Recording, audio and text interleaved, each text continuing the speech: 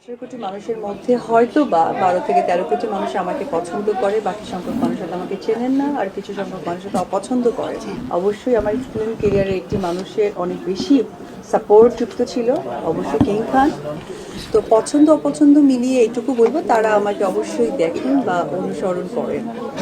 আমার কাছ থেকে অনেক মানুষই জানতে চায়, কারণ একজন সেলিব্রিটি শুধুমাত্র যে তার কাজের বহিঃপ্রকাশ ঘটায় তা কিন্তু না। আমি আসলে কাউকে তীর মারার ওই যোগ্যতা মনে করি না, আর আমি তীর আসলে মারিও না।